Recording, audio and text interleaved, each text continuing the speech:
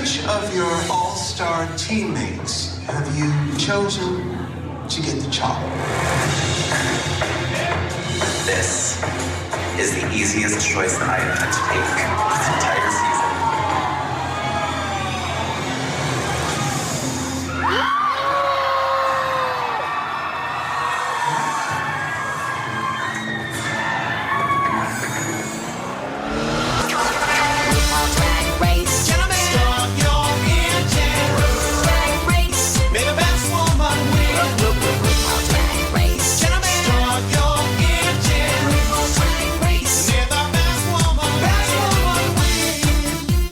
Welcome to the RuPaul's Drag Race Recap Show for All-Star Season 3, Episode 6, titled Handmaids to Kitty Girls. My name is Joe Betance, and I am joined, as always, by one mercurial co-host. From the podcast pod is my co-pilot. Please say...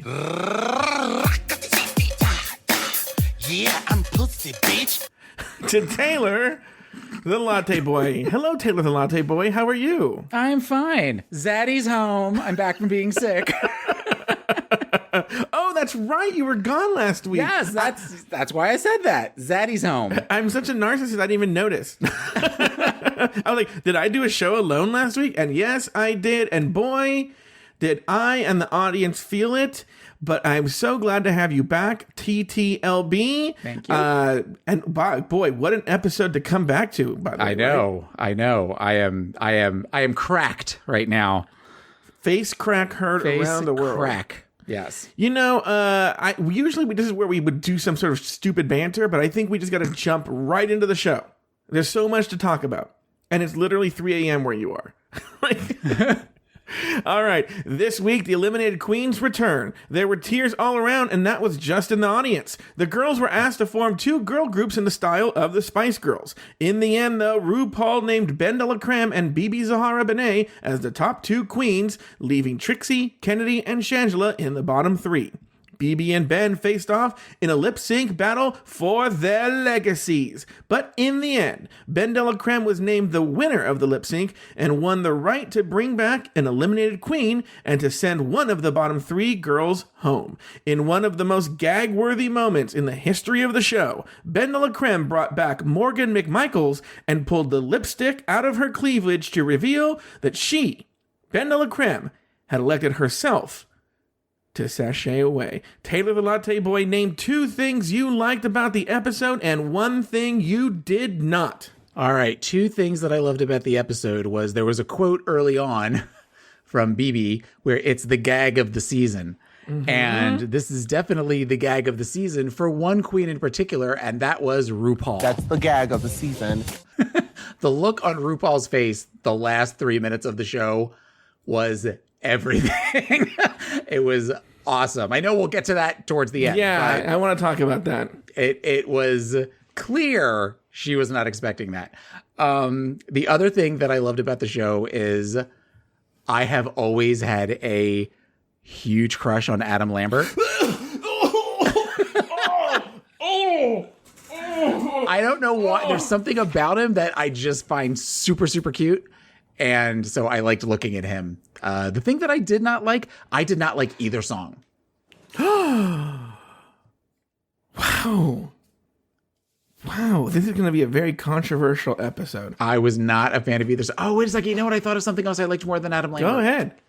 I loved Ben's look.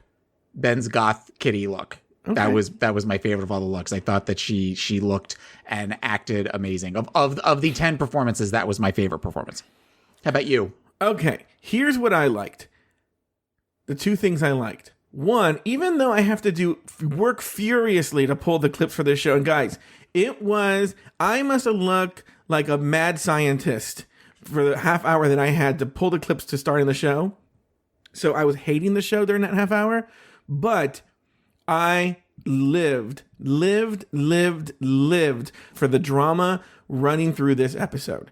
It was everything that I love about RuPaul's Drag Race. I think it's one of the best episodes in the history of the show. Really? Yes, I think it is one of the best episodes for Joe Betance's money in the history of the... It's like drama from like I noticed when they released the preview this week, they usually, when it's a 90-minute episode, they give you like 10 to 15 minutes. They give you 4. And I know why, because it's like, boom, they just jumped right into that drama. And it didn't stop until they did the show. And there were tears. It was everyone facing each other. They were, Another thing, I actually liked the songs. I liked the drag, what is it called again? I liked the Drag Up Your Life much more than I liked Sitting on a Secret. But they were both earwormy songs, and I think Lucian Piani should be bummed that they found someone who can write these songs. It had a very Lucian Piani feel, but a little more sophisticated, I thought, than Lucian Piani usually does. And I was a big fan of the songs. Big fan of the songs. And then what I did not like, I didn't like until you reminded me Adam Lambert existed. And I do not look like Adam Lambert. To me, this is such a weird comparison here. But you know the area of skin between your toes? Yes. Imagine if the area of skin between your toes met a genie and it had a wish to come back as a person. It would be Adam Lambert. I feel like Adam Lambert is like the area between your toes if it was a person. Oh, don't get me wrong. I think there's a really good chance he smells and has back knee. But there's something. I think it's the way he does his eyes. I think he's cute. I think he's cute. And I have some Adam Lambert songs in my iTunes, and I would never go see him in concert or anything, but there's just something about him that I just like. I just think he's cute. There's a certain look about him. He looks like a younger, hipper Rex Reed, the movie critic.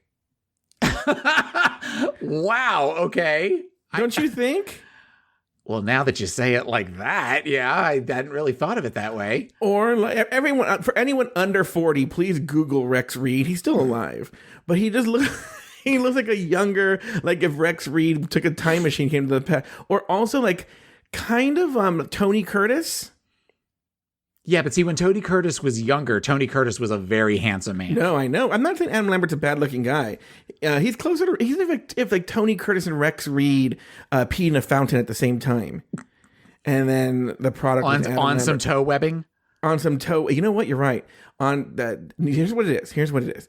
Tony Curtis got bit by a jellyfish in between his toes. And Rex Reed peed on it, and a baby was born, and it was Adam Lambert. Well, just so long we're not doing any banter this episode. I know. Everyone's like, oh, thank God. Finally, Joe and Taylor aren't doing any banter. That's a very good segue, Taylor, into after the elimination, the girls walk into the workroom to remove their drag and wipe off Aja's lipstick mirror message. Back on the couch, the conversation turns to track records, and Kennedy, who has the worst track record in the group, has something to say. I've been in the bottom twice, but I really do just believe that the race is not given to the swift or the strong. It's the one that endures. It's not about a track record. It's about who is there at that moment. And that's what it's about, in my opinion. Oh, my God. Now, there's a discussion point here. Taylor, the Latte Boy, I think this was a very prophetic quote here, and it's something she's hit on the previous episode, actually, when she snapped at Ben in the workroom about this very topic. Taylor, what were your thoughts when you heard Kennedy say that? Well, I think you could smell her perfume, which was called Desperation by Calvin Klein, because it just felt that you almost heard her go into, well, I have two, but if you understand, I'm the one that's enduring and I'm the one that wants to be here, to like immediately doing the whole bitches. I see you all putting bullseyes on my back. Can we go back just 1 second though to where everybody thought this week, or at least those of us that kind of knew what was going on but didn't, thought there was only going to be 3 queens? And then at the last minute they brought the other 2 queens. That was, I was not expecting that. So that actually was like a surprise for me. Very good job on the part of World of Wonder, the producers of RuPaul's Drag Race, fooling us into believing, like they knew what they were doing. They knew that only the 3 queens coming back would have the internet wagging, like, oh my God, why? They knew they would figure out it was Aja and Chi-Chi, and because the truth of the matter is, if you really want to fool people, you would cover up their arms, would, but they made it so you could tell, what they were doing, and then knew the internet would go crazy, knew Reddit would go crazy, and then they gagged them with it. So yes, bravo World of Wonder, bravo producers of RuPaul's Drag Race. So yes, but what are your thoughts on Kennedy and this approach you want to take? Well, I think there was fear. You know, they all kind of, I would assume, recognize that there is sort of a pecking order as far as, especially if they're going to be starting to pick off the weakest link every week. And once they start having this once they started with the conversation of, so what's everybody's stats, she had to in her head go, oh shit. You saw her eyes get big. So I know, which is the runt in the litter right now. And then so she knew she was going to have to fight even harder for it. But when Ben was picked as the winner, she must have been freaking out, because I don't know if you remember, but I actually went back and listened earlier today. And in last week's episode, during the mirror moment, Ben was sort of thinking out loud, you know, and was trying to just sort of think her process out. And Kennedy was like, girl, why are you doing this? It's not about who did. My favorite thing is that, like, Kennedy says, you can do whatever you want. If you're the winner, you can choose whoever you want. Okay, I go with that. But she says, but don't do track record. And if she talks out of both sides of her mouth, she goes like, I'm just saying it should not be track record, but you can do whatever you want. It should just be who did best in that challenge. Right. Right. And I was like, okay. And you could just tell when she's talking to Ben, she is sweating. Yeah. To the oldies. The next day, RuPaul enters the workroom to announce this week's maxi. Wait! Hold it! This week, there's an important twist. For this week's Maxi Challenge, you'll be auditioning to be part of my new supergroup, the Kitty Girls. Hashtag AllStars3. First, each of you needs to create a distinctive Kitty Girl look and persona, and then write lyrics for your solo on the Kitty Girls' debut single. Oh, gentlemen, start your engines, and may the best woman. Wait a minute. I almost forgot. Oh, Lord. In addition to you, my top 5 all-stars, I've decided to audition a few other girls. At this stage, the 5 eliminated queens walk through the door. It is, can you name them, Taylor? Do you know, can you off the top of your head, can you name the 5 eliminated queens? Morgan McMichaels. 1. Thorgy Thor. 2. I'm trying to do them in order. Milk. 3. Wait a minute. Chi-Chi. 4. And Aja. Perfect. That's exactly who walks through that door. And then that's when Ru continues now with the updated challenge. The eliminated queens will be forming their own competing Kitty Girl group. And tomorrow, on the main stage, the 2 groups will go head-to-head and toe-to-toe. Now, in the end, one of the top 5 all-stars will get the chop and be replaced by one of the eliminated queens. All right, Taylor, what are your thoughts here on the bringing the queens back, on the challenge? And we're going to get to the songs themselves, but what is your take on this actual challenge, on the quality of the challenge, on the challenge? I didn't like it. I didn't like it. I didn't think. Okay, let me rephrase that. I didn't like the rule of that one of the 5 has to leave. I think it should have been where they're kind of all fighting for their lives, in that if the remaining all-stars won, then they all get to stay. And if not, then there has to be a replacement. I think that should have been the way they did it, or that they have to pick one to come back, and then maybe there's a double elimination another week or something. But the fact that everybody had been doing so well up to that point, and ultimately it came from a winning group, that the person who was eliminated had, the rules to that just seemed sketch to me. I would have liked to have seen it a different way. Like, you're saying it was already in the bag for the winners. They were gonna win. Yeah. Well, no, I think that, you know, Morgan at one point says we have nothing to lose and everything to gain. Whereas the eliminated queens, I think that if they could have kept the status quo if they all just worked together. Much like when they do these team challenges, the winning team, nobody goes home from the winning team. they all just kind of move to the side, and then they pick somebody to be eliminated from the losing I see team. what you're saying. Uh-huh. Yeah. See, I think I really liked this little twist in it. That you get to pick one of the girls to come back, and then you get to eliminate one of them. I think I like the gag of it all, of having to do that. Now, obviously, in some way, I wouldn't say it backfired on the producers, but it backfired in terms of the challenge on the producers. And I was a fan of the challenge. It reminds me of the All-Stars 2. What was the name of that challenge where they had to do the Read You Wrote You? It was like was this the Read You Wrote You of the season, do you think? Oh God, I hope not. No, they'll do one with the top 4, I'm sure, where they'll do something like a Read You Wrote You or a category is from season 9. I like when they have to lay down tracks and sing the songs. And like I said, I didn't hate the songs here. And, I thought it was a good challenge. I thought overall it was a good challenge. There's also something I like about that they have the eliminated queens in one girl group and then the remaining queens in another girl group, and they have to go head to head. One thing, though, I didn't get a real sense of competition between them, though. Does that make sense? Like when Rue named a winner, I felt, oh, that's right, they were going against each other.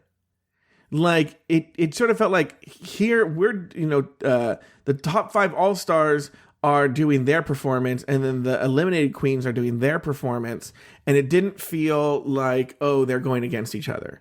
Yeah. That would be my one complaint, maybe, but I like the idea of it's almost like we were talking about using a Gem in the Hologram / Misfits comparison, and I wish they would have played that up more. In fact, that would have been kind of good to give one of the teams the good girl role and one of them the bad girl misfit role.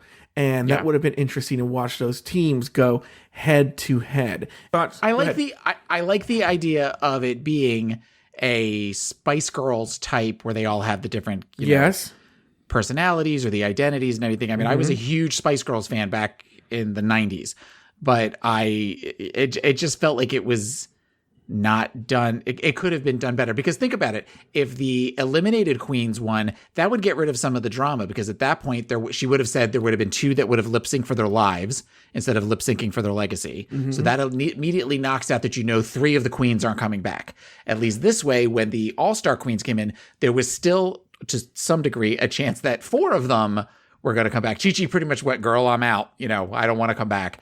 But it would have taken away from the drama. So there was really no way for it to go unless the current queens really fucked up that they weren't going to win. Let's think it out, because I don't know if we're on the same page here. I was thinking about this when you were talking. If the losing team, if the eliminated queens would have won, how would it have worked out? Oh, I see what you're saying. So they would have had to do a lip sync battle for their lives. The winner of that challenge would get a chance to come back, and then they would get to name of the remaining queens who they would replace. Right. It was kind of like when they did the mirror moment last year, where they are on All Stars 2, when they all came back.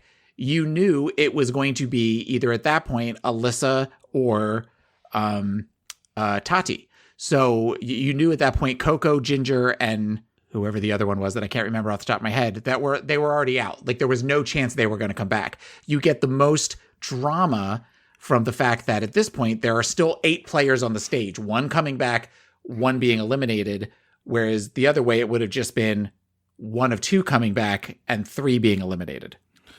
Does that make sense? Yes. I think what you're the mistake, not mistake. I think what you said, you don't remember who else. I think that was all of them. I think it was only 4. I think it was Coco, Ginger, Alyssa, and Tatiana. They had to make up for Adora being gone. That's true. Okay, that's right. Adora was gone at that point.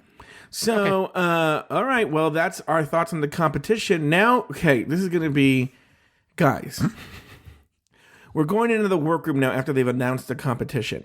I did a couple of things you guys need to know that will be a little bit unusual for how we do things usually. The Ben storyline was so important this show that I separate it, and we do that later. So we're not going to talk about Ben and Morgan's showdown in the workroom yet. We'll talk about it later. 2, we're going to touch on the other fights in the workroom. However, we're just going to briefly talk about them. We're not going to go deep dive because of time. Literally, I think I'm looking at the 3 that we're going to talk about right now, and I could do a whole episode on all 3, on each of them. I can do an episode on each of the fights. You know, You could. Oh yeah. Oh, You me? could I do an episode. I'm not doing an episode on each one. No. I'm You just saying, in could. theory, I could. So what we're gonna do is we're gonna talk about each one. We'll listen to it. We'll talk about each one, but we're just gonna do the briefest discussion. Now we will do a deep dive, whether it's me or me and Taylor. I think it's supposed to be me on Rulaska thoughts. That if you are in patreon.com/drag race recap, you can sign up at the $2 level. You get an extra show called Rulaska Thoughts where I do deep dives into the episode. So it gives me time, because right now we are literally doing this less than an hour after the show ended. Yeah. And so this gives me a chance to do a deep dive because there's so much material to dig in here that we're going to cover it on Rulaska Thoughts. So once again, if you want to hear it, join at the $2 level at patreon.com/drag race recap, and you will have access to all the previous Rulaska Thoughts. Also, you have access to Form Decor, but we'll talk about this at the end. But let's get back to the show. In the workroom, the girls stood around a work table and hashed out some of their individual beliefs. First, Thorgy and Shangela hashed out their issues. Special guest appearance by Trixie Mattel. I heard you were really mad about my lipstick message that I left.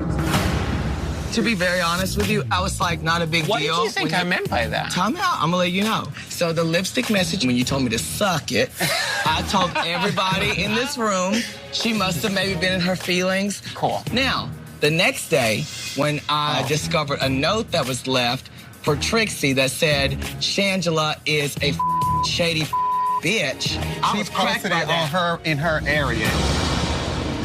Posted it? Yeah. Well, Trixie, did you show it to her to get her upset? She hung it on the wall. put it on her wall. It was obviously done for a reason. This is what transpired because I can't have this conversation again. I can. I'd love to have a conversation about feelings about me behind my back. Don't shush me, Trixie. I'm sorry you don't want to talk about it anymore, but guess what? I do. I'm a little surprised that like everyone got to see that and then judged me while I wasn't here. Well, girl, when it was supposed to be like a joke to her. That's what I told Trixie. I said, that's between you and your friend. I would have read the notice like, girl, she crazy, and put it in my pocket. I wouldn't have posted it where everybody could see it. I hate that note. I never dragged you like that. It actually hurt my feelings. It sounds like you were really upset, girl. No, I was. Because I never called you no shady bitch. I would not have written something like that about you. No, you wouldn't if I was in my feelings. All right, Taylor the Latte Boy, your thoughts here on the showdown, the confrontation between Thorgy Thor and Shangela Laquifa Wadley. Much like Trixie Mattel, I hate that note too.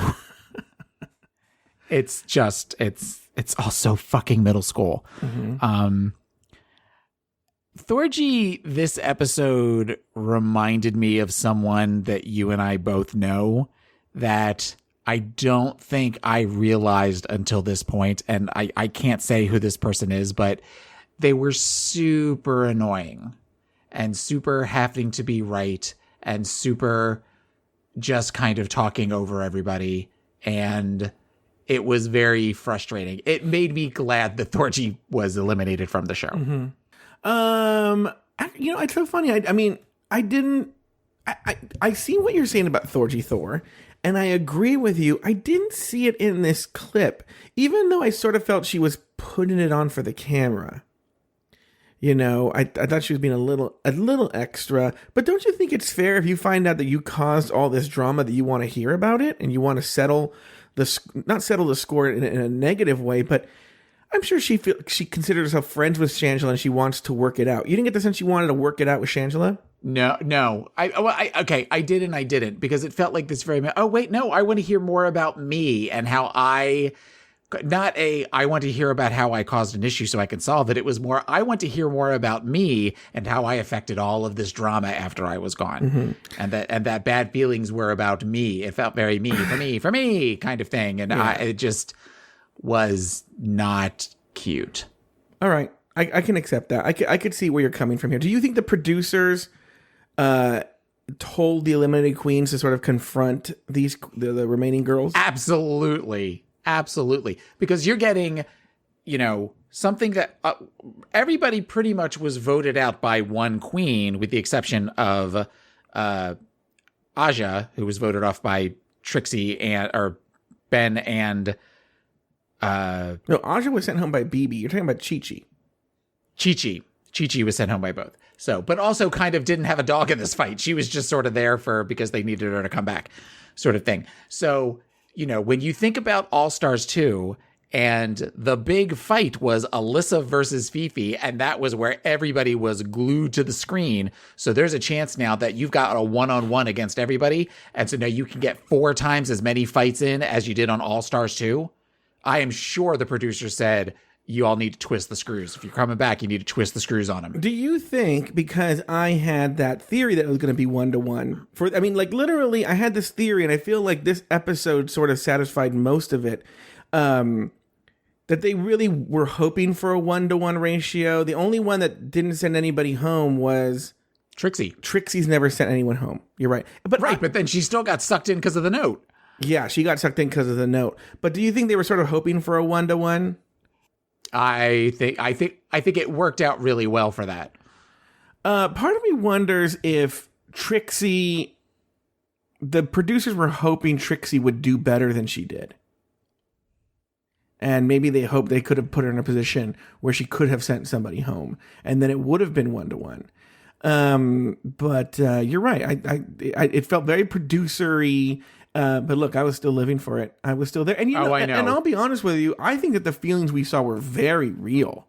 I'm not saying that they were just. They're not doing the Ginger Minge when she tried to start a thing of, I was just trying to help my best friend, or whatever it was that she said last year on All Stars 2. Oh, that she would have gone home for in place of her best friend. Right. By the way, you never see Katya mention Trixie, Ginger Minge ever. Ginger Minge. I think that there was definitely. It felt like there were definitely moments of drama, but that also felt like there were genuine moments of emotion as well. And it was definitely something where I think everybody recognizes nobody looks good as the villain. Mm-hmm. Let me rephrase that. Most of them recognize that they don't look good as the villain. So I think there was people recognizing that, okay, while I am pissed and while I am going back and forth, I don't want that to be how the narrative gets ended as far as this fight. So I am going to try to end on a more positive note. Going back to Alyssa versus Fifi, mm-hmm. At no point when Alyssa was saying, see, you're that girl. That's what I thought. I thought you were that girl. You're that girl we knew you were. Fifi never backed down. At one point she said, I said it was, I thought it was this, or I felt. Yeah. I felt. Whereas with all of them, you kind of saw them trying to get to a place of some sort of communication, even though it was tense and things sort of left, things were definitely left tense, which allows things to go back later on. It was definitely the producer shook the box that all the litter of strays came in and then released them on the unsuspecting queens. But you hit on something earlier when you said something earlier. There was a theme throughout this episode, and it comes up several times, and especially how the episode ends, where the queens, and we never usually see them leave this in. I think that they left this in for what happens in this episode. The queens are very aware of their perception outside of the show. And you usually don't leave mentions of that in the show. That was one of my theories about when Trixie and Shangela got in the fight, that Trixie was doing that mental math in her head about the different levels of conflict that she was involved in. And I think here Morgan calls it out. She's talking about Ben, but in her fight with Ben, and we'll hear it later, about perception, and she's going with how the audience feels. And I think, and look, one of my big, not regrets, I love doing this show, but Morgan does a show every week, a Drag Race viewing party, literally 20 minutes from where I am. And mm-hmm. It would be great to be at one tonight, and I know she's doing it. So I think it's a theme that comes up over and over again. But let's move on now to Aja and Bibi discussed a moment about proper giving credit where credit is due. Okay, so this is how I feel. I wasn't mad that you sent me home. I was more mad that when the judges were like, we love the way you look, we love your outfit, and you literally just said, thank you. And I just thought it was kind of messed up because I thought the least you could have done was say, hey, Aja helped me. And I also feel like in the deliberation, like you're about to do right now and cut me off, I tried to talk to you and you kind of just spoke over me the whole time. Okay, great. I'm happy that you were able to explain. First of all, I'm going to say that your elimination was one of the toughest for me and very emotional. I'm sorry if you feel that I was talking over you. I felt like that was a moment that I could really, really encourage you. And when it comes to the runway, everybody knows I don't talk too much on the runway. I just don't. But everybody on the runway said who helped them. I just think it's fair because you're getting praise for something that it's a design challenge and they're up there thinking that you made that from head to toe. What I'm simply saying is that a compliment was given to me about my garment. Thank you. All right, Taylor the Latte Boy, your thoughts on Aja, BB, the credit where credit's due, Aja's behavior, BB's behavior. I'm dying to know your thoughts here. BB was in the wrong. We said BB, or you said BB was in the wrong last week. I thought BB was in the wrong, but I wasn't on the show. But I said it out loud in my fever bed. Yeah. BB was wrong. BB was wrong. BB Zahara was wrong. BB Zahara. BB! And I raised my fist and then I collapsed in a pool of sweat. She put the nay in BB Zahara. Banay. Could I vote nay on it? That's a really complicated joke. This is what the kid, they only had me doing that last week, Taylor. Yeah. Not by myself. Yeah. I heard it. Yeah. I heard it. But back to the show. What were you thinking about BB and Aja here? I think Aja held her own. And I think BB, it wouldn't have killed BB to say, Aja helped me with it. You know, would it have saved Aja? Probably not. But give credit where credit's due. You know, I was thinking about when I was listening to this, I was like, BB is so gross here. This is the first time we're ever seeing someone call BB out. She's been so in the background.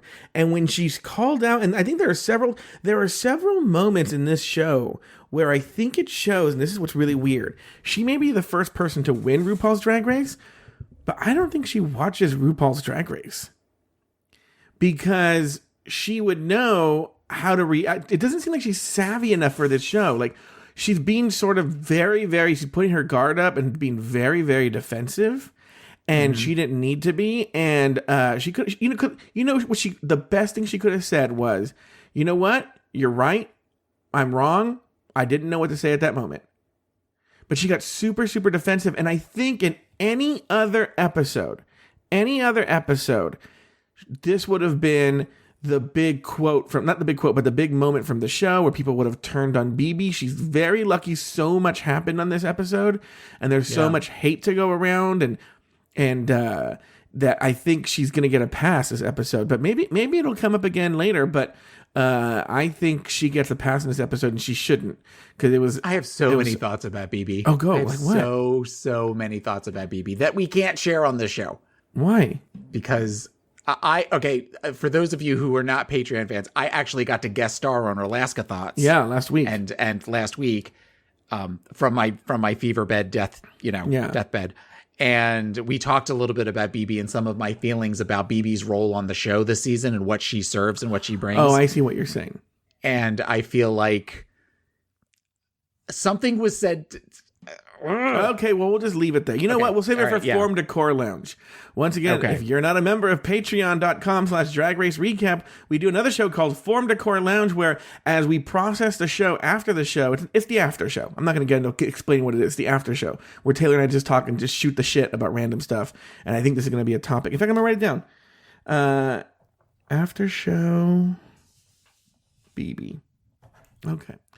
All right. Finally, Milk and Kennedy went toe-to-toe about Milk's elimination. What was your reason? You don't get why I sent you home? No. I have a lot of reasons.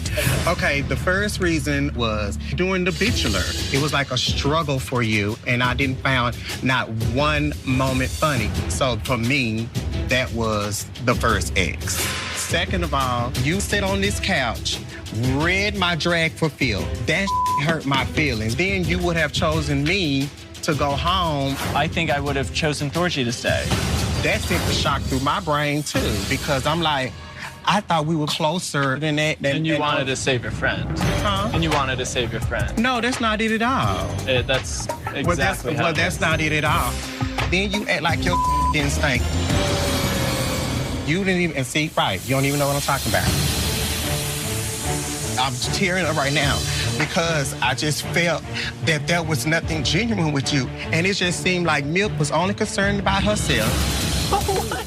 All right, Taylor the Latte Boy, your thoughts on everything that went down between Kennedy and Milk? Okay, how did Milk age 5 years between the episodes, the confessionals? Yeah. Milk looked rough. Milk looked super rough in any of the confessionals. And like his hairline somehow receded and got like kind of weird wavy and stuff. It was very like, what the hell happened? I think he looked better than ever. Because he was crying. Oh, and you love a crying twank. Even though he's not. He's a not a twink, but yeah, I but love a good-looking person crying. Like I'm not. But Taylor, you're saying that, but I literally teared up. Like I don't like to see beautiful people cry. I'll give them whatever they want. Okay. The crying thing felt forced. The crying thing felt like we have been taking acting lessons at, the Learning Annex in Brooklyn. He was kind of the first shot before the crying. He was doing like the big eye, like he was pulling hairs out of his arm kind of thing. Like he was trying. It just felt very forced. As things were being said, I feel like maybe there was a little bit of where once the motor got going, the pump got primed, he was actually crying. But I think that there is still a level of delusion that it wasn't so much. I can't believe people aren't people aren't telling me my issues. I still can't believe people aren't telling me how wonderful I am. Like that's sort of where it felt like it was. Yeah, you know what's so funny is it's one of these cases where I was very torn because I dislike both of them so much. I'm not a big Kennedy fan, nor am I a big Milk fan, I feel like in terms of making points, though, Kennedy wins because she was making solid points and she can eliminate whoever she wants to eliminate. I think the reasons she gave were perfectly respectable. And what's funny is Milk says, you kept Chi Chi because she's your friend. And Kennedy denied it. But I would, again, going with Kennedy's logic, I can just eliminate I can send home whoever I want. So I would have been like, yeah, she's my friend.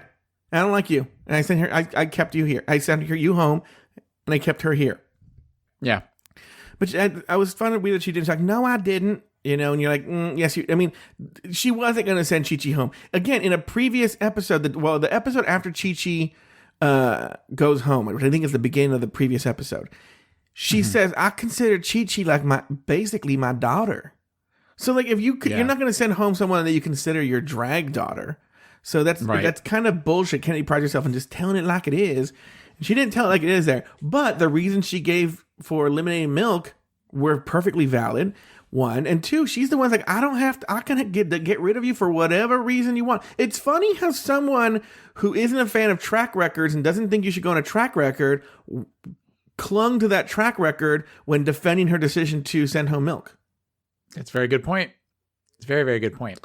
Later in the workroom, the girls broke up into their separate groups. The top 5 All-Stars worked out their characters, and Ben de la Creme seemed shook up from the previous conversation he had with Morgan. We're going to get to that. In the recording studio with Adam Lambert, Aja impressed while Milk was weird. From the top 5 All-Stars, BB brought more African realness while Trixie was passive-aggressive and Ben was off her game. Now, Taylor, I didn't pull any clips from here because we literally have so many fucking clips and there was nothing really to talk about here. But before we go to Elimination Day, did you have anything to say about what happened when they were working out their characters or in the recording studio? Any Adam Lambert stuff you want to talk about? The Trixie Adam back and forth was weird. Yes. It felt very odd and felt very un-Trixie. I have thoughts about that, but yes, go on. Yeah. The misguided or whatever. I get that maybe we were trying to be cute, but it didn't come off as cute. Plus you've also got the shade music in the background, and it made me not like Trixie for a brief minute in the way that she was talking to my future husband, Adam Lambert. God. I don't want to marry him. I'd just like to roll around on him and his money for a little while. It's like he reminded me of like if Lug ever did a movie where the devil comes to Earth, they would cast Adam Lambert. Okay. In a red suit. Yeah, going like with the monochrome, with the red shirt and the red tie, and then at some point he's like in a leather jacket at some point. Yeah, And I just wasn't a big Adam Lambert fan. Who was he up against on American Idol? I have no idea. Wasn't you were the American Idol guy? I believe he was up against. Was that the year? Wasn't Catherine McPhee? Yeah, he was Catherine McPhee. I think he was Catherine McPhee. Catherine McPhee and Taylor Hicks. Oh no! Adam Lambert was in the final 2. I think he was up against that really cute guy, Chris, whatever or other. He's like super cute, like really cute.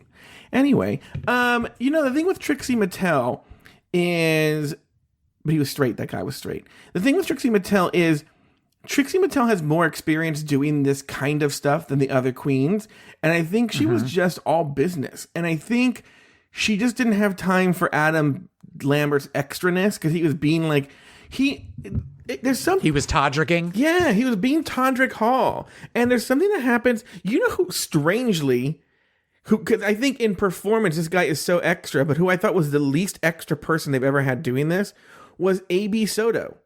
I felt when A.B. Soto did it, he felt like, I'm not trying to get my camera time. I'm just trying to really help you lay down these tracks.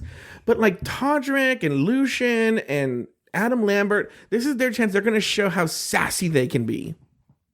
Yeah. And tell their fantastic dumb jokes. And here's the thing with this Adam Lambert is he's surrounded by all his gay sycophants, who think everything Adam Lambert says is funny, and they, Adam Lambert this and Adam Lambert that. Meanwhile, this Adam Lambert has never had a hit song ever, has he?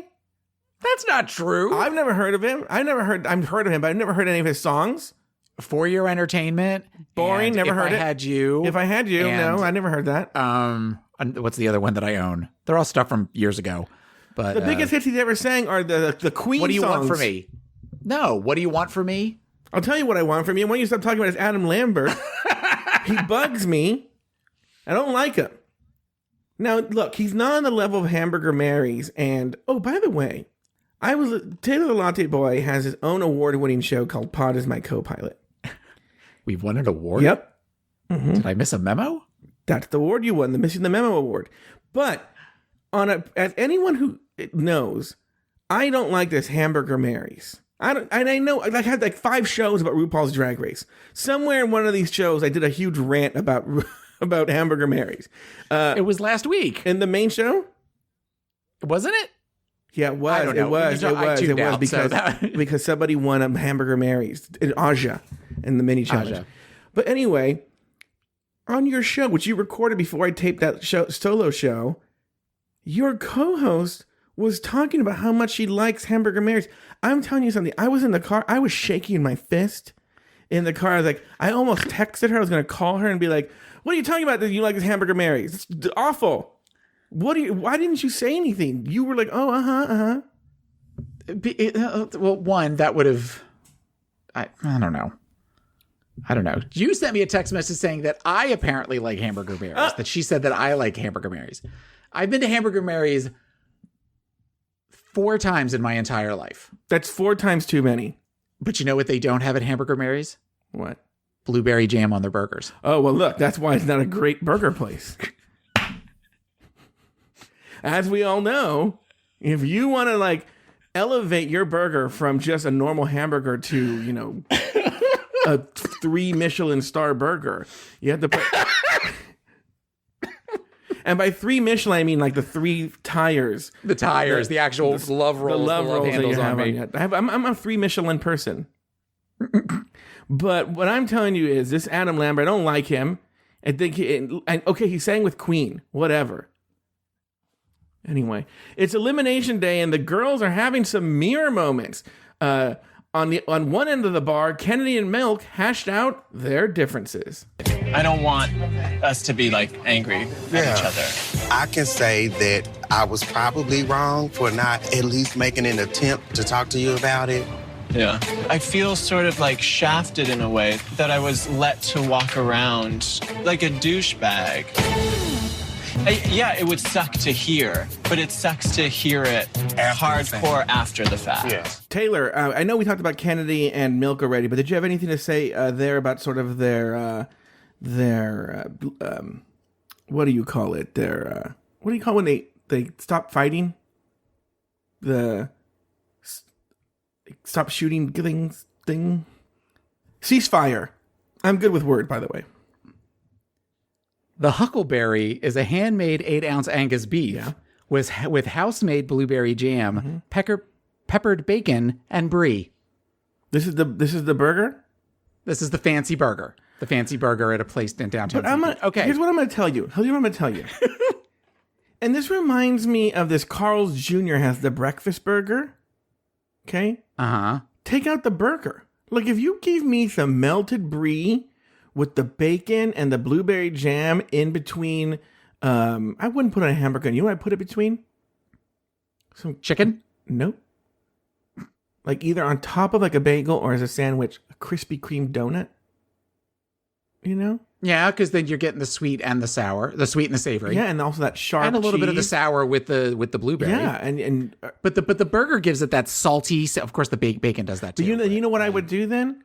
I wouldn't do it with a beef burger. I'll do it with a pork patty. Or a turkey burger? A turkey burger would be good too. Yes, turkey burger would be good. Almost kind of Thanksgiving-y here. Anyway, well, when you come to St. Pete eventually, when season 11 has their grand finale in St. Petersburg, and you come down for that, we will go and we will have Huckleberry burgers. I would love that. I would love that. I would also love to see the Latte Palace de Latte. Casa Baba Latte. Casa Baba Latte. I would love to see that. Yes. I would love to see your co-host, Taffy Carlisle Huffington. I'd love to see all of that. You know, I'd love to see former co-host of the show, Daniel Brewer, lives out there. I'd love to go grab a drink with him. I think our listeners would love that too. I'll have to practice ducking. But... But anyway, getting back to milk, or hot milk, as Chi-Chi said, which immediately turned my stomach when she said hot milk because I thought of actual room temperature milk. Using the analogy of I feel like Alexis Michelle when nobody told me I look bad in the dress, not the best reference that you could use considering that was kind of above the board by everybody. Kind of was the turning point where people really stopped liking Alexis Michelle. I think that there is this overwhelming need on Milk's part to constantly get adoration and to constantly get everybody saying, oh, Milk, everything you do is wonderful and you're beautiful and you're creative and you're hot as a boy and a girl and all this sort of stuff. And if Milk is not getting it, Milk is starving. Well, going back to the Alexis Michelle thing is because the same argument is true with Alexis Michelle is where I thought you were going to go, and I would wholeheartedly agree, is no one owes you an explanation, especially in a competition, that you're doing badly and that we need to tell you. And that's the same argument here. Like, if you're acting like an asshole, like, it's not our responsibility to tell you you're looking like an asshole. And to be honest with you, if I'm on that competition and I see that Milk's looking like an asshole and just sort of picking up vibes and noticing what the camera's paying attention to, I'm like, oh, I'm intentionally not going to say anything because I know the narrative they're going to build, and I'm going to want it to be built that way. Yeah. So we don't owe it to Milk. I heard that speech a few times. Once when I saw it, once when I was pulling the clip, once right now when I just listened to it, and I don't understand, maybe I'm not listening closely enough where she gets the sense that she was unaware that she was behaving this way. Is that like a weird editing thing? That's delusional, and that's denial, and that's just, again, I am constantly told I hang out at these parties with Marc Jacob, and I'm this beautiful, tall, thin, muscular model that also does drag, so everybody just, where everybody... air kisses and just thinks everybody is incredible. And you get used to that. When people start not giving you that and people start telling you no, that could be very traumatic. And I use that in rabbit ears for somebody that is used to getting adoration all the time. It's like me at work. I'm used to being told all the time how wonderful I am. And then is that true? I come home. No, that's not true at all. Not that anybody ever says anything bad about me, but I just... but you seem like you're a hard worker, that you take things seriously, that people probably think you're their go-to guy. I try to be. I sometimes I slip up and I'm not, but sometimes when I like to think that most of the time when people come to me, I had a situation today where we had to do a what we call a Baker Act, and my staff member came to me. Is that the song that goes da da da da da da da da da da da da? That's Baker Street. I had to think about it for a second. I was okay. No, that's where somebody has to go under. I think you guys call it 501. Is that 50? That's also my weight when I was 11. What is it? What is it when you under mandatory? I don't know. Under mandatory psychiatric observation for 72 hours. I don't know. I think there's some people who would like to put me under that, but I don't know the code. There's some people that you do a show with that would like that. So yeah, no. So, but I mean, my staff member came out today and like, I need you for a second. Mm-hmm. And I went in and kind of took over. And do they ever really use a butterfly net like they do in cartoons? I wish, because the cops were hot that came out to talk to him. Oh, today. really? Oh, yeah. No, I was very like, oh, officer, he's over there. Yeah, I mean, I was just very cinch him up, perk him out, and just, One time, is there anything you need me to sign? One time, my cousin and I, this is not a funny story at all, but my cousin and I were visiting my grandmother, and she lives like in a senior citizens little apartment community, and we were sitting there talking to her. Someone came like knocking on the door passionately, and it was a nurse from next door, but she didn't speak English. She was like a home care person, right? Okay. I wouldn't call her a nurse, but someone who helped the guy pick up out of a chair or something, right? And she's telling my grandma in Spanish like, he's dying or something like that, right? And my grandma like was with us, and we run over there, and I've never seen anything like this. I'm not surrounded by this, but I saw an old man, clearly in his like 90s or something, looking at me and turning blue and choking, and like his eyes were bulging out and staring at me. And I was like, "Oh my god, I'm the last person he's going to see." So I call 911, and before, I don't want to give anyone anxiety. The guy turned out okay. Okay. But I called 911, and they come out, and I was like, anxious. That's weird. That was a really weird. I've never seen that before. Like there was foam coming out of his mouth and shit like that, mucus. It was gross and sad, but mostly gross. And the fireman came, and How old were you? I don't know, 39. Like it was not that long ago. No, So it was last Wednesday. Yeah. I don't know, Tuesday. So the firemen came. My cousin and I were standing outside, and the firemen were so fucking hot. And it's like my cousin and I have been through this traumatic experience, and we do like the double mint twins look at each other and like tip the shades. Look, like someone's gonna throw a Shasta can in my hand.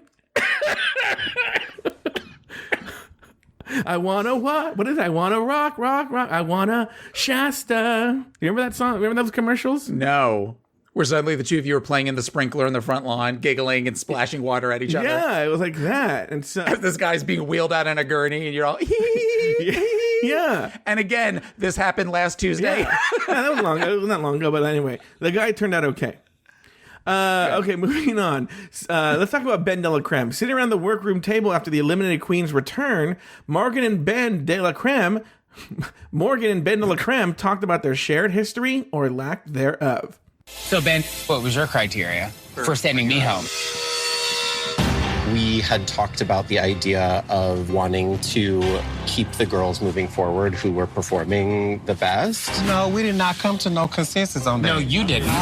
And you'd said that you would knock those girls out of it. So I was like, okay, if I make this decision now, moving forward, we'll all be on the same page. It was a hard decision to make at the time. Had you but said also it. Keep in mind, if that had been removed, I still would have thought that you were the weakest performance of the night. But in appearance, in performance, I didn't flub.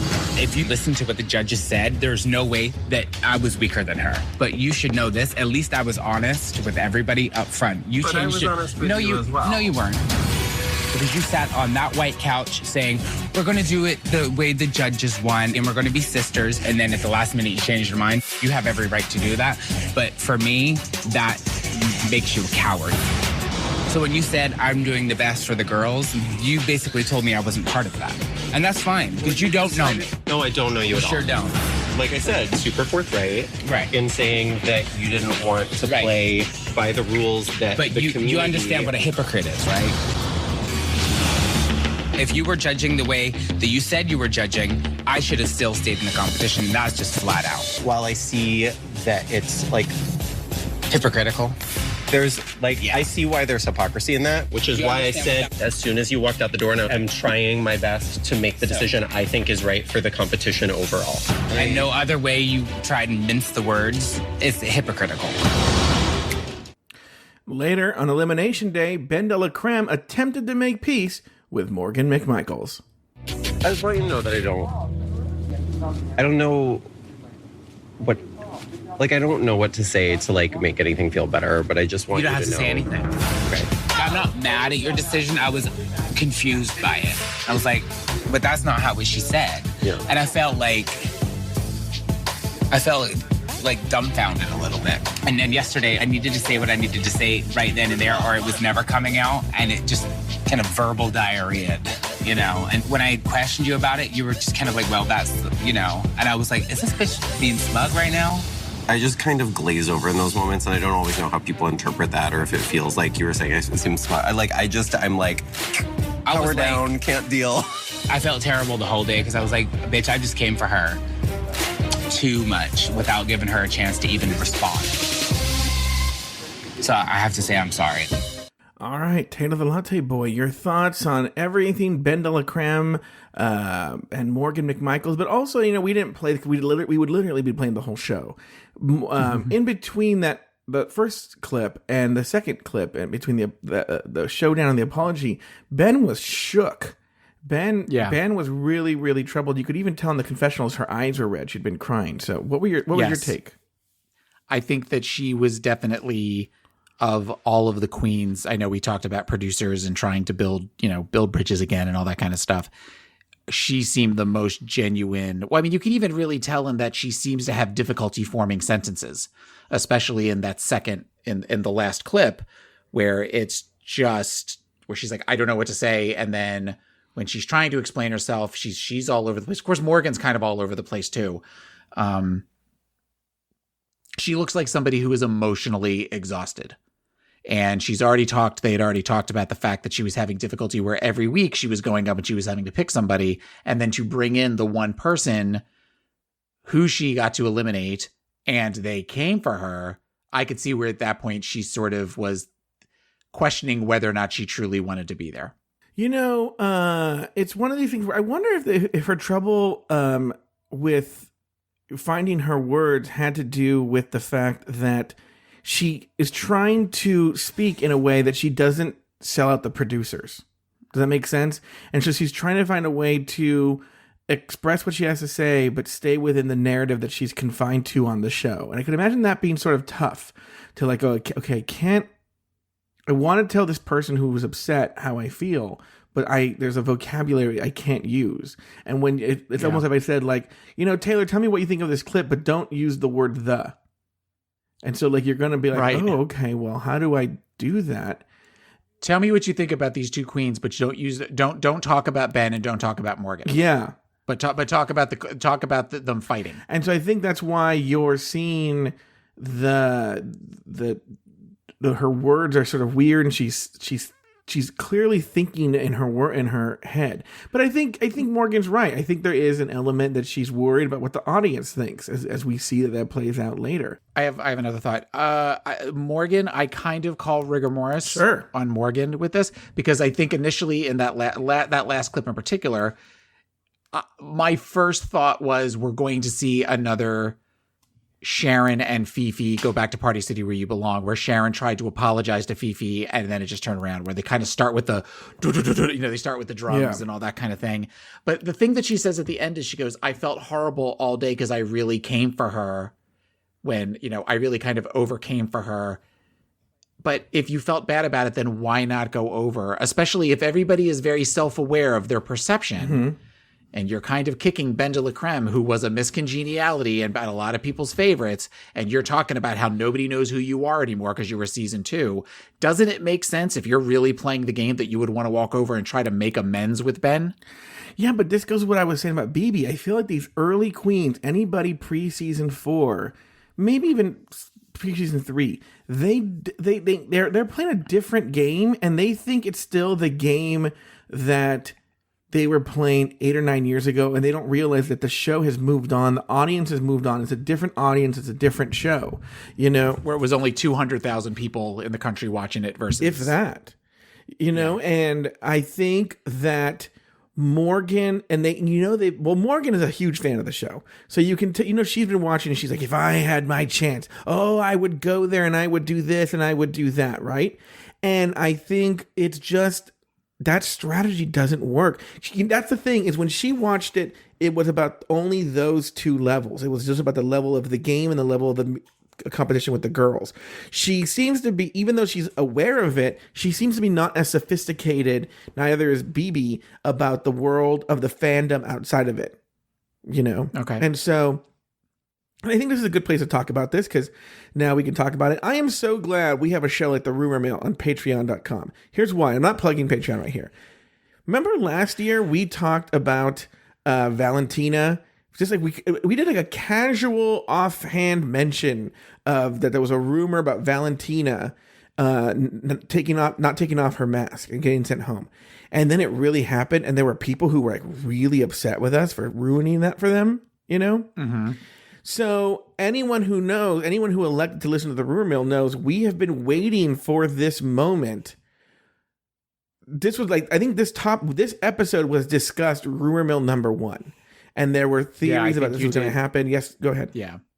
No, you did. I just listened to the first rumor. I feel I'm slowly working my way through, figuring at this point it's far enough in that rumors have already happened. So you did mention that on the Rumor Mill. Yeah, and then people were saying, no, this is because one of the rumors was that the way it worked out was that there's a winner from each team. And so, and this was the prevailing theory actually so this was what happened tonight was actually the original rumor by a Redditor who since deleted her account, one of the most reliable Redditors of all time, named Naive Smalls. She said she would do this. I'm not going to get into the technicalities of rumors and why people don't believe and don't. I'll save that for the Rumor Mill. But the point is that was Naive's original rumor. Okay. Mm-hmm. Then all these other rumors came out that obfuscated the original rumor, and no one knew what to believe. This was changing up until so today. For those of you who don't follow this stuff, today in the afternoon, someone leaked the screenshot of Ben showing the lipstick with her name in whiteout on the lipstick, and people were like, "Oh my god, it's true!" You know. And but this has been the Valentina moment since day one, and we never talked about it on this show, but we talked about it at length on the Rumor Mill, changing it, adding it, speculating, all sorts of things, everything that we the Rumor Mill. This was a very Rumor Mill heavy episode because we also talked about how many queens were coming back, what queens were coming back, how they would bring them back. I mean, that was a lot of our rumors were answered today, and the reason I bring that up is Morgan McMichaels learned the hard way how ferocious the fans can be, because one of the rumors was, this was the prevailing rumor up until probably like last week. One of the rumors was that there's a winner from each team, and the winner of the remaining queens team gets to pick somebody to return, and then the person that gets chosen to return gets to send one of the girls home. Right. And so the rumor was that Ben chooses Morgan to return, and then Morgan turned around and eliminated Ben. And Morgan was literally getting death threats to the point where Ben, without violating his NDA, was saying, "You guys need to stop. Like, stop. This is a fucking TV show. Even no matter what you think happens, nothing is worth what sending someone death threats over a TV show." So I think Morgan learned, because Morgan sort of just flew under the radar. People saw her on WoW and were whatever about her, but she's learned the hard way. And I'm actually curious to see the reaction she gets after tonight's episode, because even though they make up, and I think that was important for the producers to show the makeup, she was vicious. When I was watching the first one, I was like, oh, fuck, this bitch is going to get it. She is going to fucking get it. And she still may. What are your thoughts? Yeah. No, she was in the beginning. She was the only one that seemed to get ugly. Using, you're a hypocrite. You're mincing words, but you're not really saying anything. You just need to own up to it, that sort of stuff. She was the only one that it seemed like out of all of the conflicts in the beginning was the most coming for her. To the point of where, Ben was not, Ben was clearly in, she says it, I'm shutting down. I'm emotionally, I can't handle this. I'm just saying the bare minimum to get through these uncomfortable couple of minutes. And it was kind of the equivalent of watching like somebody go like do the fetal, like where you play possum sort of thing, and somebody just beating the shit out of them. And it just was not attractive at all. So now you've got this where she's back in the game, but somebody who I would say, with the exception possibly of Aja, is one of the more beloved queens on this season, is now gone. And you technically took her place, even though Ben took herself out of the competition. I'm curious what people will think about her for the rest of the season going through. Well, we're going to find out. Okay, so now let's move on to the performances. I have them right here. How much do you want to talk about them, Taylor? I literally have the songs right here ready to go. I don't need to hear the songs. Okay, let's do. Here's what we'll do. We'll play a little bit of each song.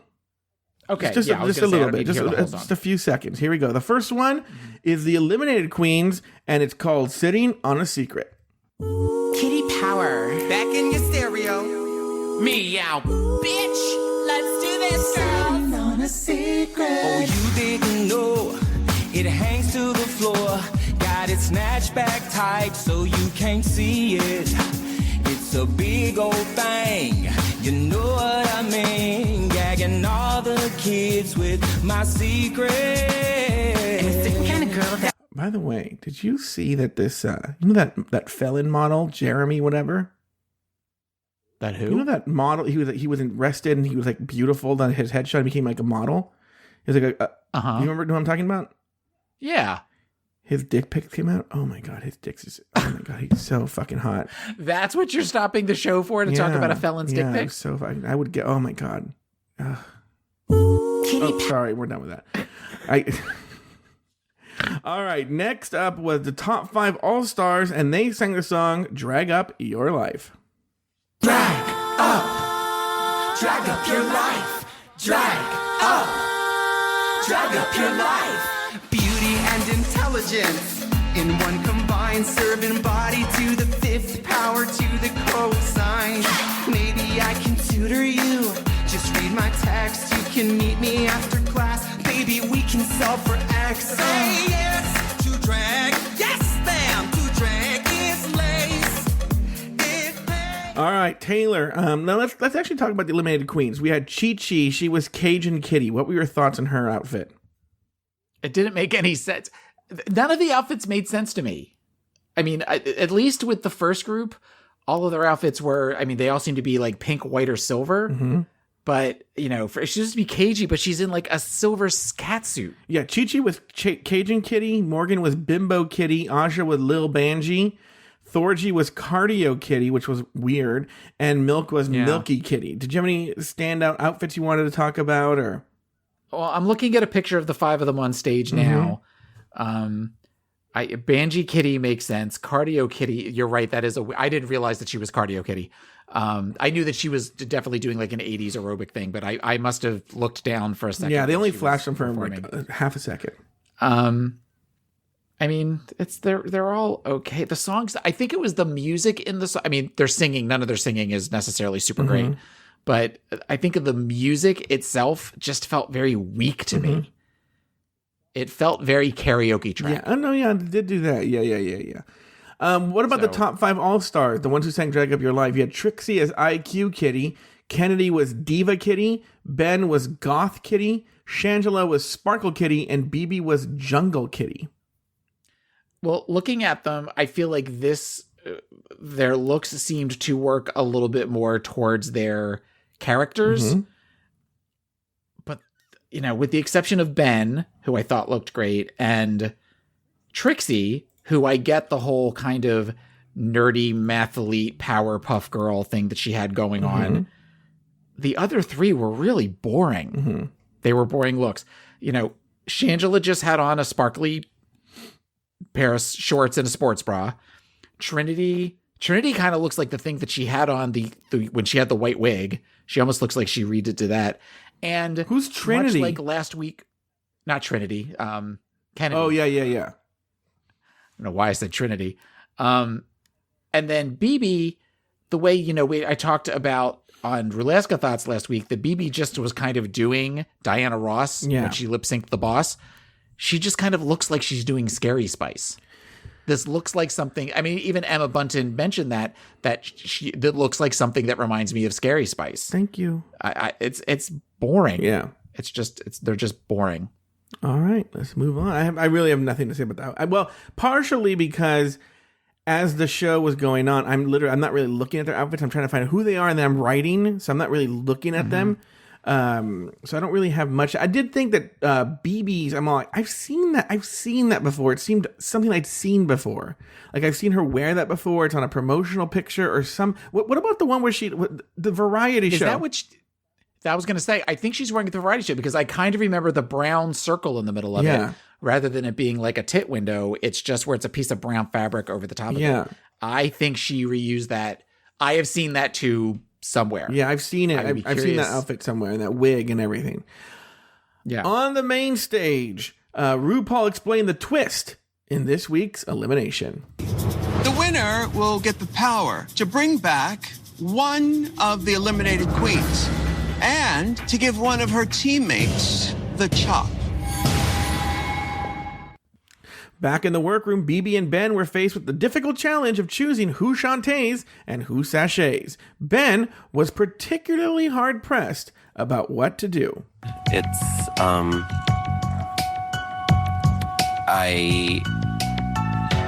always hard, but I have less of a concept than I ever have of why anyone should go home.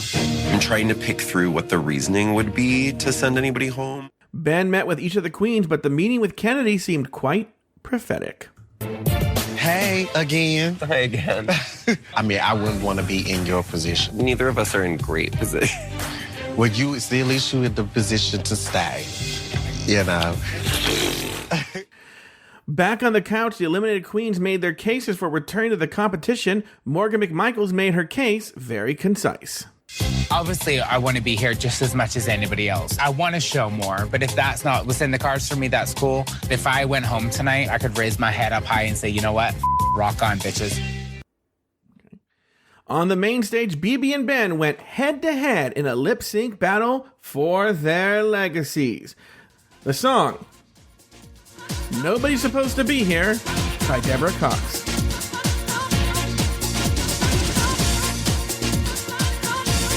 I feel like I'm in a gay bar.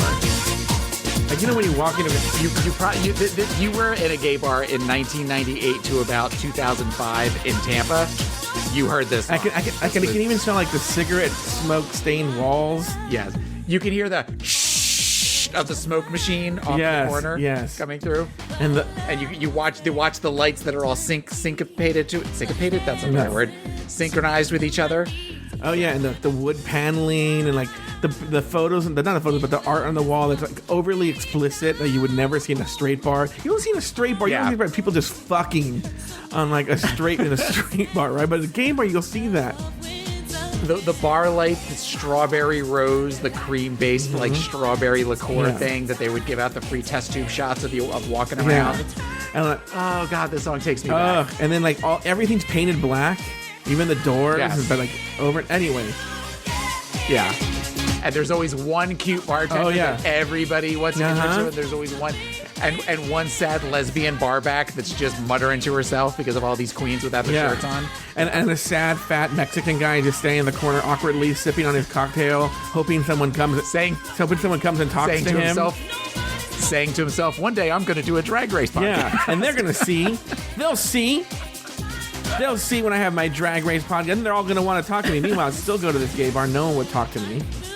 That's right. That's right. These people in the manhole, they're going to see a major talent one day. So, okay, about the lip sync. I have thoughts that I want to expand on a later show. However,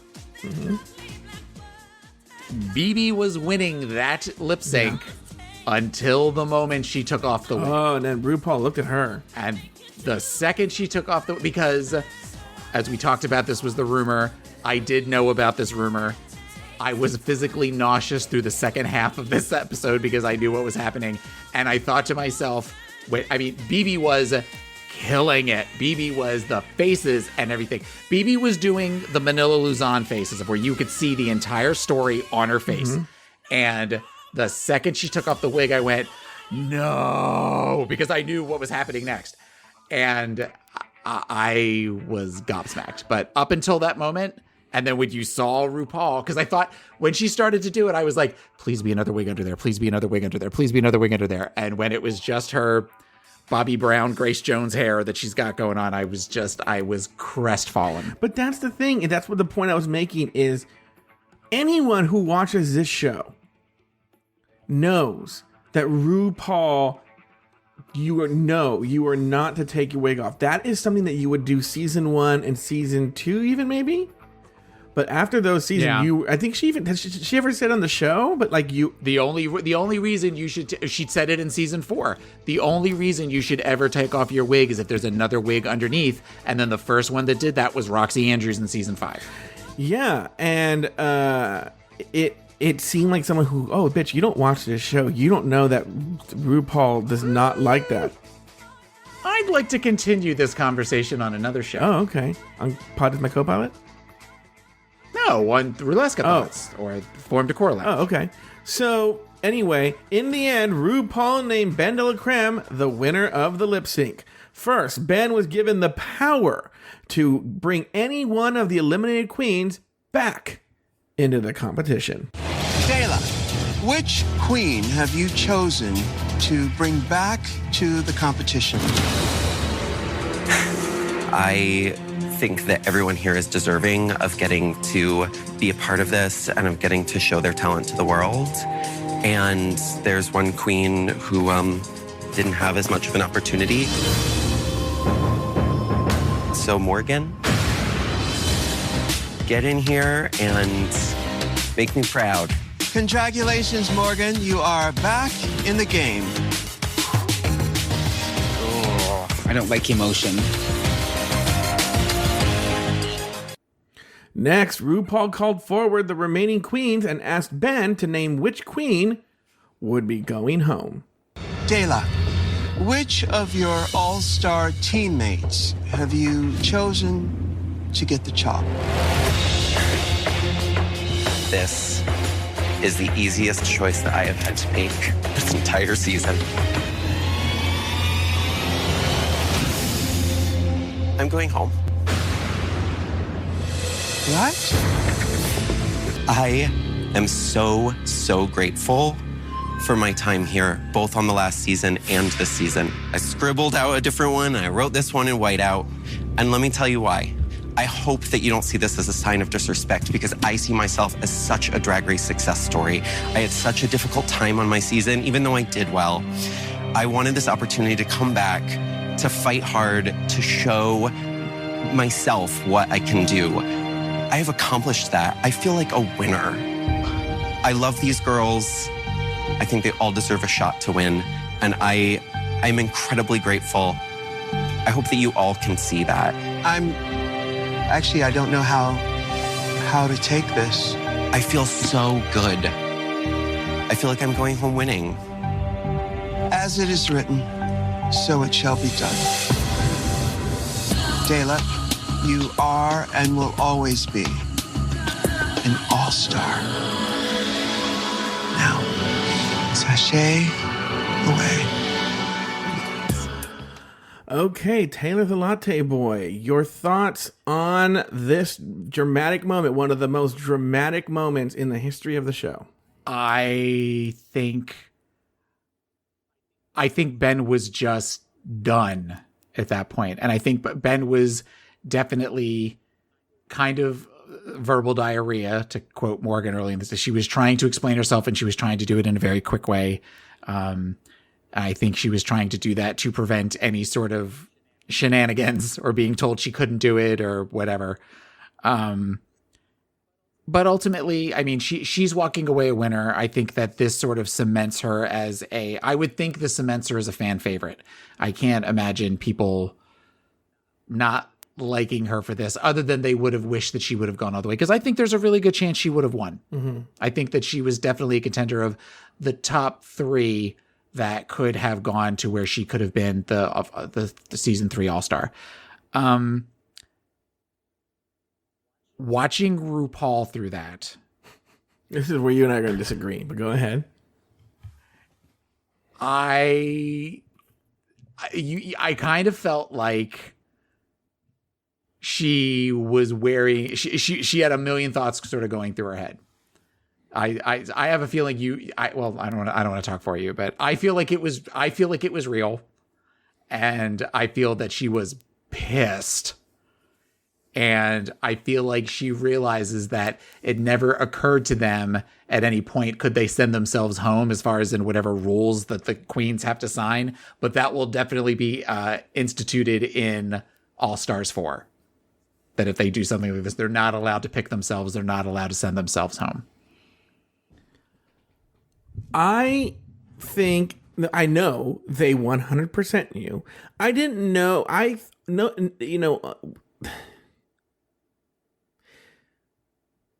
I have so many things to talk about here. Okay. They show her scratching the name out and putting in whiteout her own name when she chose the lipstick.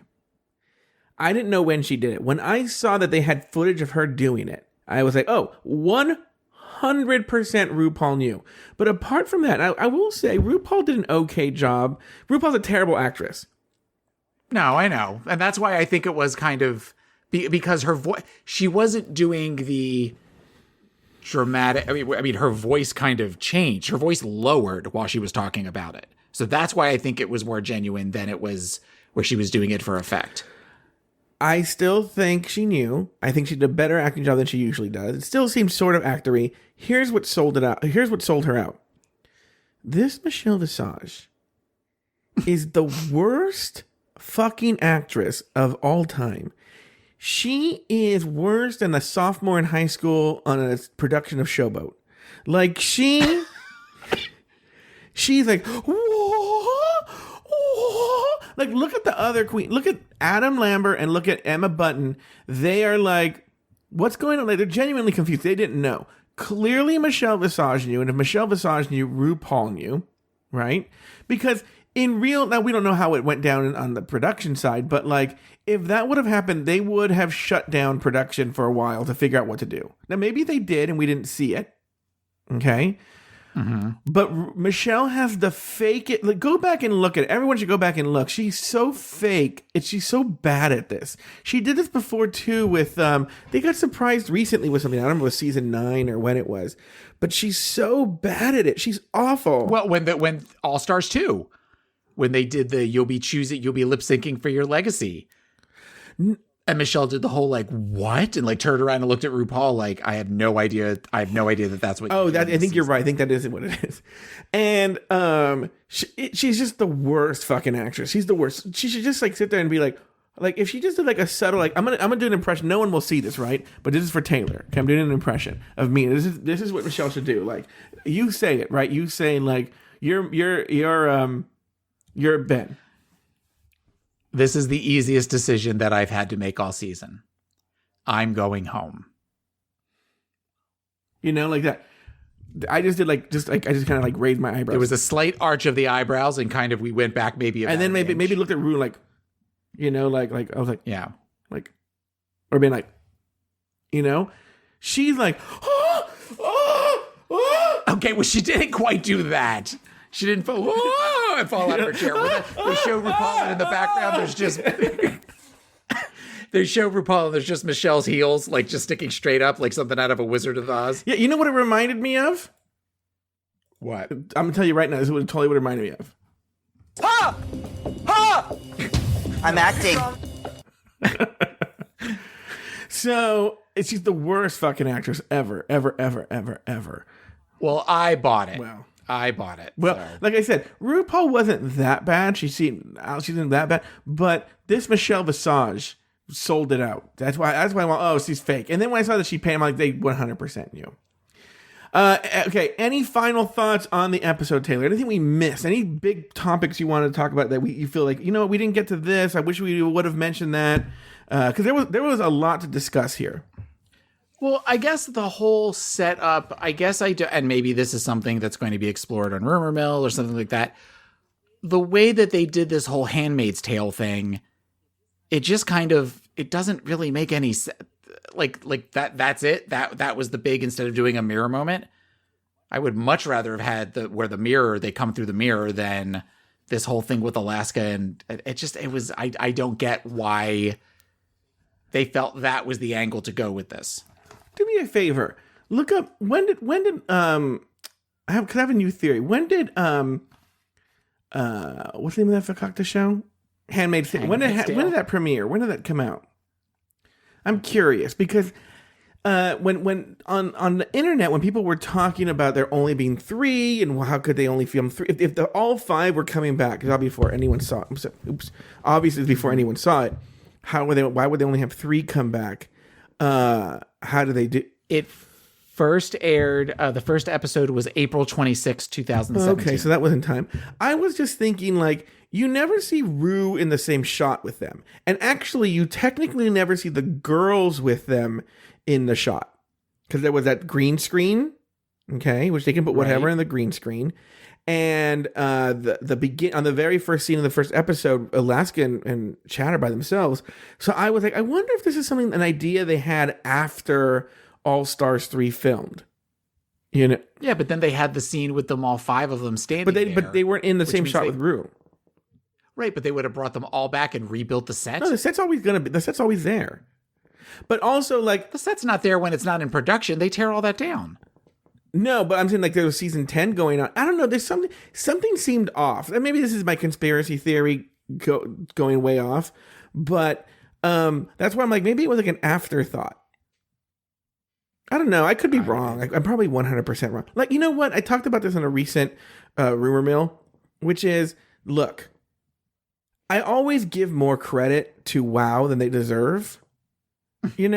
Like, I'm always like, oh, that's the same thing here. Like with the BB's a mole and Morgan this and that. Like, I'm always like, you know what? They're actually not that clever. And anything gag worthy that happens comes from the Queens and not necessarily from World of Wonder. Like, they would have been perfectly happy with a standard issue episode. Ben was the one that took it to another level. Ben was the one that made it gag worthy. Valentina was the one that made that gag worthy. But they don't really do anything super creative themselves. So I always think when we make up all these things that they did, I'm always like, they actually don't do that. And I did a big rant about this on the Rumor Mill last time. Actually, speaking of, did you have any other final thoughts on the episode?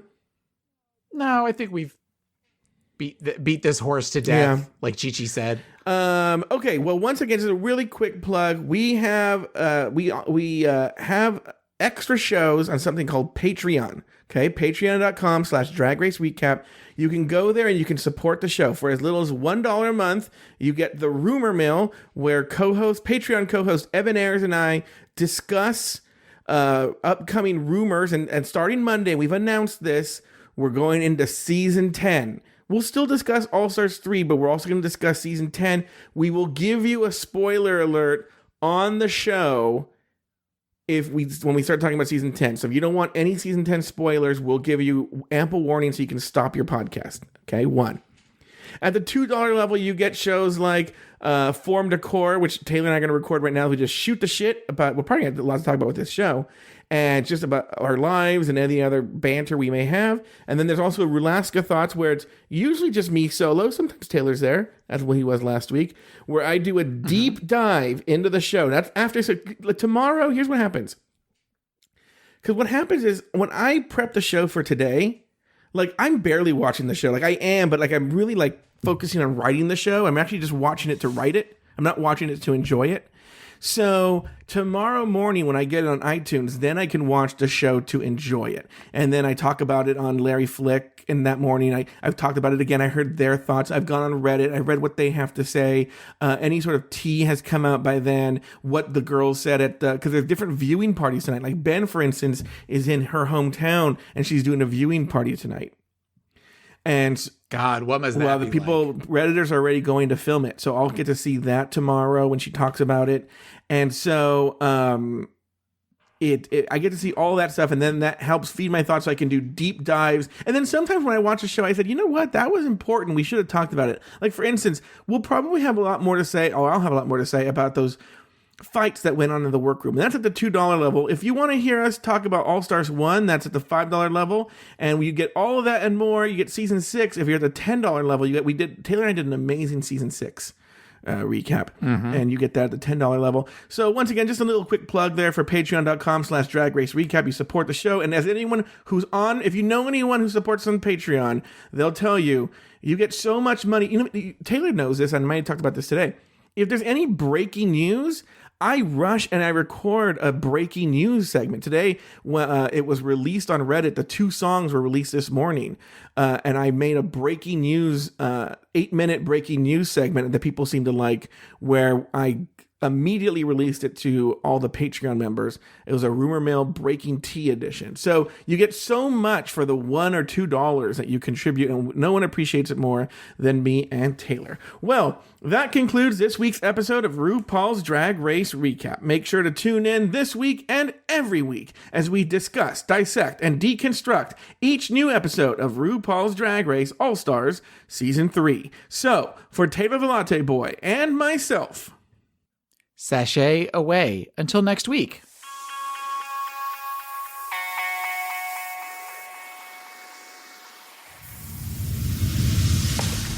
Want to share your thoughts about Drag Race? Email us at dragracerecap@gmail.com. If you want to help the show, leave us a review on iTunes. The more positive reviews we get, the higher we move up in the rankings, and that helps the show find a bigger audience. If you want to help the show even more, support us on Patreon at patreon.com/dragracerecap. For as little as $1 a month, you gain access to exclusive bonus content not available on the main podcast feed. For up-to-the-minute news about the show, follow us on Facebook at facebook.com/dragracerecap and follow us on Twitter at dragracerecap. To find all of our old episodes, visit us at our website at dragracerecap.com. Taylor has his own podcast. It's called Pod Is My Co-Pilot, and you can find it at podismycopilot.com or wherever you get your podcasts. You can follow Taylor on Instagram and Twitter at PIMCTaylor. Want to hear me talk about Drag Race even more?